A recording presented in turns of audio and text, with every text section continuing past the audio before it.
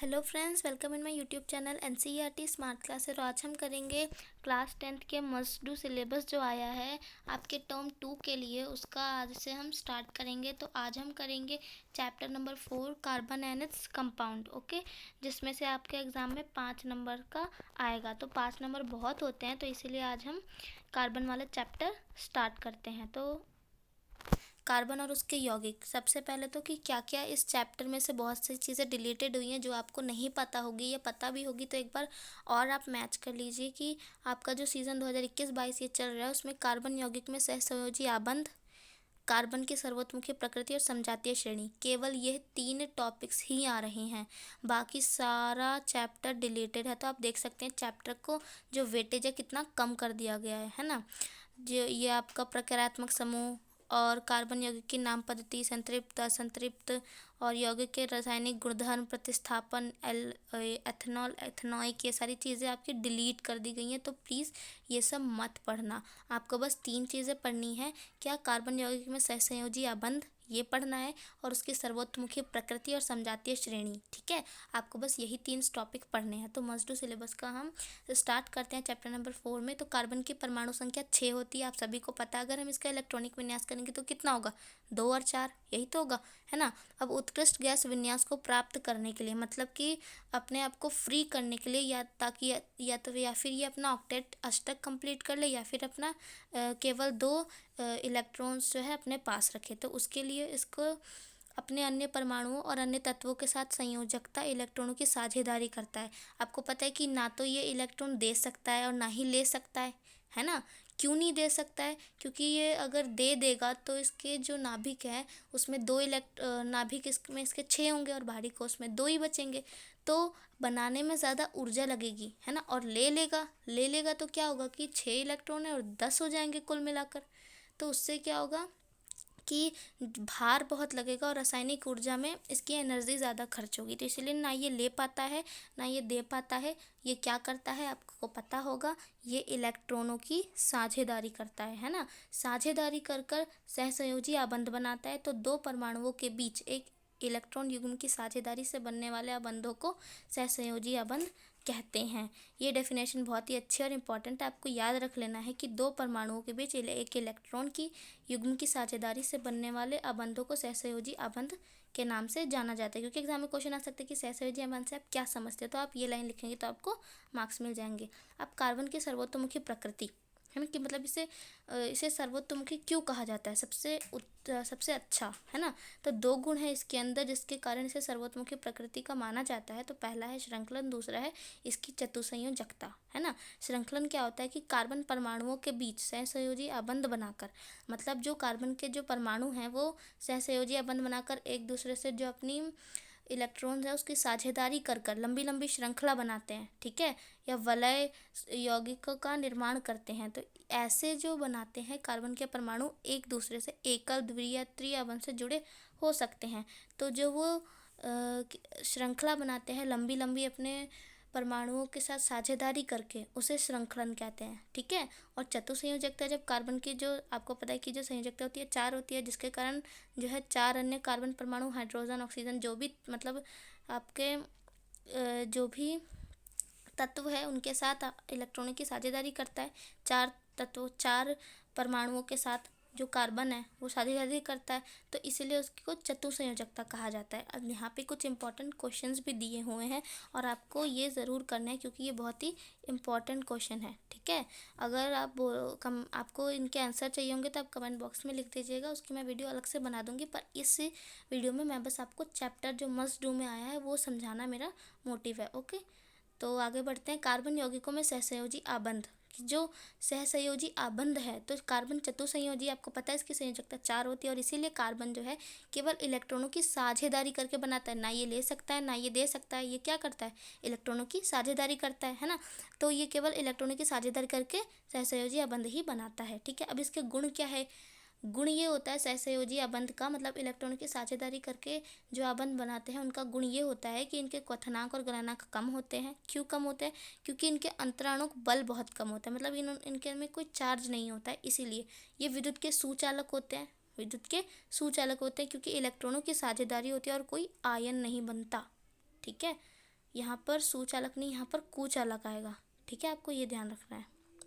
उसके बाद फिर से क्वेश्चन आया यहाँ पे 2। ये सारे जो भी क्वेश्चन है ये आपको कर लेने हैं। अगर आपके पास इसका नहीं है तो आप इसका स्क्रीनशॉट ले सकते हैं इन क्वेश्चंस का और कॉपी में कर सकते हैं, इंपॉर्टेंट क्वेश्चन है। उसके बाद आपको ये टेबल दी हुई है जिसमें इलेक्ट्रॉनिक बिंदु संरचना बनाई हुई है। ये आपके एनसीईआरटी में ही भी है। ठीक है, ये सारी चीज़ें, लेकिन उसमें से जो मस्ट डू है, जो आपके लिए बहुत ज़्यादा इंपॉर्टेंट है करना, उसका जो है ये PDF है। ठीक है, तो इसमें आपको मस्ट डू ऐसी ऐसी चीज़ें जो आपको करनी ही करनी है। अगर आपने अब तक तैयारी नहीं की है तो इन सारी चीज़ों को तो आपको कम से कम कवर कर ही लेना है। ठीक है, हाइड्रोजन H2, इसका जो है इलेक्ट्रॉनिक बिंदु संरचना इस प्रकार बनेगी। ऑक्सीजन, आप देख रहे हैं जो ये इलेक्ट्रॉनिक बिंदु संरचना कैसे बनाते हैं, उनकी परमाणु संख्या का उपयोग करके। नाइट्रोजन, और ये ध्यान रखना इसमें त्रियाबंध, द्वियाबंध, एकलाबंध ये भी होता है। एथेन, एन C2H6, इसका अगर हम बनाएंगे तो इस प्रकार से बनेगा।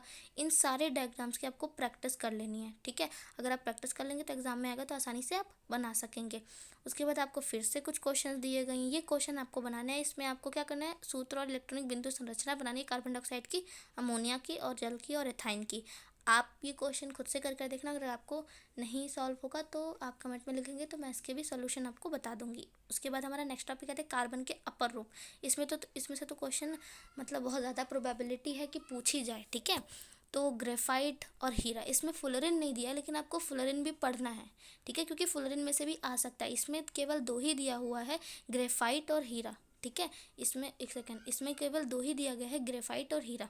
तो हम इन्हीं के बारे में पढ़ लेते हैं। देखो, ग्रेफाइट क्या होता है कि एक दूसरे के ऊपर व्यवस्थित षटकोणीय तल, मतलब ऐसे 6 शेप का होता है। ये जो होता है ग्रेफाइट, इस प्रकार से इसके एक दूसरे के ऊपर आबंधित होता है और 3 अन्य परमाणुओं के साथ जुड़ा होता है। ठीक है, इसमें द्विआबंध होता है। और जो हीरा होता है ये त्रिआयामी संरचना है। सबसे कठोर पदार्थ, 1 नंबर में या 2 नंबर क्वेश्चन आ सकता है। तो सबसे कठोर पदार्थ कौन सा है, तो आपको पता होना चाहिए हीरा जो है सबसे कठोर पदार्थ है। और ये कार्बन का प्रत्येक परमाणु 4 अन्य परमाणुओं के साथ आबंधित होता है। इसमें क्या होता है, इसमें 3 परमाणुओं के साथ होता है और इसमें 4 परमाणुओं के साथ होता है। तो ये डिफरेंस है। ठीक है, जो आपका ये हीरा था ये कठोर था, लेकिन जो ग्रेफाइट होता है ये फिसलनदार होता है, फिसलनशील होता है और चिकना होता है ना।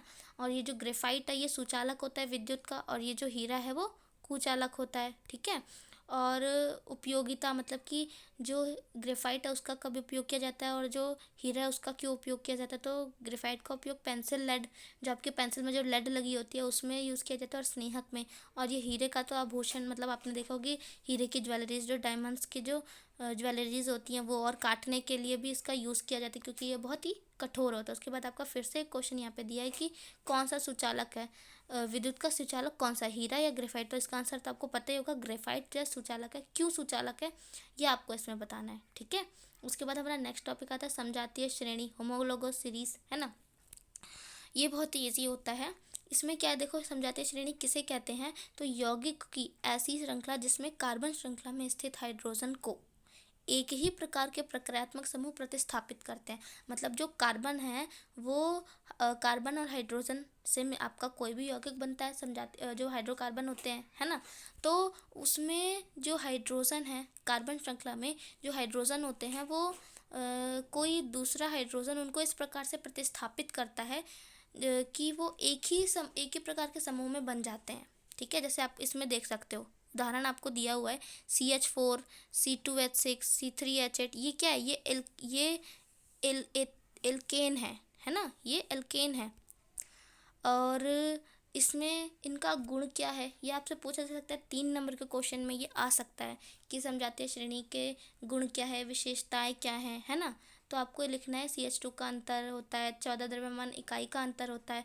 और ये जो समजातीय श्रेणी में जो होते हैं ना, इनका भौतिक गुणधर्म अलग होता है। मतलब अगर हम इन्हें ऊपर से देखें या इनके जो भौतिक गुण होते हैं वो अलग होते हैं, लेकिन अगर हम इनको जलाएंगे तो सभी में से धुआं निकलता है। इसका मतलब है कि इनके रासायनिक गुणधर्म समान होते हैं। तो ये जो 3 है ये विशेषताएं जो है समजातीय श्रेणी की होती है, इसको आपको ध्यान में रखना है। इसके बाद आपका फिर से ये 2 क्वेश्चन है कि देखिए इसमें भी यही लिखा है, समजातीय श्रृंखला क्या है, उदाहरण दीजिए। आप ये एथेन, एल्काइन, एथीन ये सब का उदाहरण दे सकते हैं, क्योंकि सारी जो है समजातीय श्रेणी सब में CH2 का 14 द्रव्यमान इकाई का अंतर होता है ना। समजातीय श्रेणी की 3 विशेषताएं बताइए, ये भी वही क्वेश्चन है ना। ये तो इसे आप आसानी से कर सकते हैं। उसके बाद हमारा नेक्स्ट आता है संरचनात्मक समावयव। इसमें क्या होता है, समान आणविक सूत्र, मतलब कि जो सूत्र है वो समान है, ठीक है। जैसे कि आप देख लो इसमें C4H10, ठीक है, सूत्र है समान है, लेकिन जो उनकी संरचनाएं होंगी, मतलब जो उनका स्ट्रक्चर बनेगा, जिस प्रकार से वो बनेंगी ना, वो अलग अलग होगा, ठीक है। अभी मैं आपको इसका एग्जांपल दिखाऊंगी तो आपको समझ में आ जाएगा। इसे क्या कहते हैं, संरचनात्मक समायोजन कहते हैं, कि जिनका जिनका आणविक सूत्र समान हो लेकिन उनकी संरचना, उनका स्ट्रक्चर देखने में भिन्न हो। अब देखो कैसे, इसमें आपको दो एग्जांपल से दिखाया गया है, एक तो ये ब्यूटेन और एक पेंटेन, ठीक है। ब्यूटेन देखो, ब्यूटेन का आणविक सूत्र इसमें C4H10 है ना।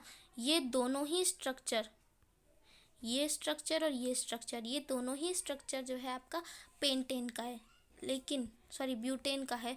ये दोनों ही स्ट्रक्चर ब्यूटेन का है, लेकिन इसके दोनों का आणविक सूत्र समान है, लेकिन इनकी जो संरचना है वो भिन्न है ना, वो अलग अलग। अब देखो इसमें सीधी है और इसमें शाखित है ना। इसे कहते हैं आपका संरचनात्मक समन्वय। अब उसके बाद पेंटेन का भी दे रखा है आपको एग्जांपल C5H12। इसमें भी देखो ये जो है ये सीधी है, ये शाखित है ना, और ये नियोपेंटेन है। ये सारे डायग्राम्स की आपको प्रैक्टिस करनी है, ये आपको आना चाहिए, तभी आपका जो एग्ज़ाम है उसमें आप इन सब के अगर डायग्राम आएगा तो जल्दी आप टाइम की सेव करते हुए इसका डायग्राम बना लोगे, है ना। इसके बाद आपके दो क्वेश्चन यहाँ पर दिए हुए हैं, वही क्वेश्चन जो आपको मैं ऊपर बता रही हूँ उसी में से क्वेश्चंस लिए गए हैं। तो अगर आप ध्यान से सुनेंगे, समझेंगे, तो इन क्वेश्चंस का आंसर ईजी से दे सकेंगे, है ना। फर्स्ट क्वेश्चन है आपका कि संरचनात्मक समन्वयता को परिभाषित कीजिए, क्या होता है समय जी। इस आपको अभी मैंने बताया कि संरचनात्मक समन्वयता वो होती है जिसका आणविक सूत्र तो समान होता है, लेकिन जो उनका स्ट्रक्चर है, जो उनकी संरचना है, वो भिन्न होती है ना। जैसे मैंने अभी आपको ब्यूटेन और पेंटेन का एग्जांपल दिखाया था, और नेक्स्ट क्वेश्चन में भी आपको यही कहा है कि ब्यूटेन का संरचनात्मक समन्वय बनाना है, जो ये आपको डायग्राम दिया गया यही बनाना है आपको, ठीक है। उसके बाद आपको यहाँ पर कुछ क्वेश्चंस केस बेस्ड दिए हुए हैं, अगर आपके पास इसका नहीं है तो आप इसका स्क्रीनशॉट भी ले सकते हैं। ये केस बेस्ड है, ठीक है। आपको इस केस बेस्ड में क्या करना है, पहले इस चीज़ इसको पढ़ना है, ठीक है। पहले जो लिखा है इसको पढ़ना है और इसके बेस पर, ठीक है, इसको पढ़ने के बाद इन सारे क्वेश्चंस के आंसर देने हैं, ओके। अगर आपसे ये सॉल्व हो जाते हैं तो बहुत अच्छी बात है, और अगर नहीं होते हैं, अगर आपको चाहिए आंसर्स तो आप कमेंट में एक बार लिख देना, मैं सबकी वीडियो अलग से बनाऊंगी क्वेश्चन आंसर्स की, ठीक है। मेरा मोटिव था कि आपको जो मस्ट डू सिलेबस है, जो मतलब बहुत ही इंपॉर्टेंट है, वो सारी चीज़ें आपको समझ में आ जाए। तो आज हमने क्या पढ़ा, संरचनात्मक समन्वयता, समजातीय श्रेणी, और ये आपका कार्बन के अपर रूप, ये सारे टॉपिक्स को आप अच्छे से प्रिपेयर कर लो, और बिंदु संरचना बनानी आपको आनी चाहिए, एग्जाम में आ सकता है। सहसंयोजी आबंध कार्बन का, इसकी सर्वतोमुखी प्रकृति के बारे में। और अब ये बता दिया मैंने आपको कि इसमें से बहुत बड़ा पोर्शंस डिलीट है, बहुत ही कम चीज़ आ रही है, बहुत ही हल्का हो गया ये चैप्टर, तो अब आप इसकी प्रिपरेशन अच्छे से कर सकते हैं। आई होप आपको ये जो आज का वीडियो है मस्ट डू का, वो समझ में आ गया होगा। अगर आ गया तो वीडियो को लाइक कर दीजिए, शेयर कर दीजिए और चैनल को सब्सक्राइब कर दीजिए। Thanks for watching, take care, bye bye.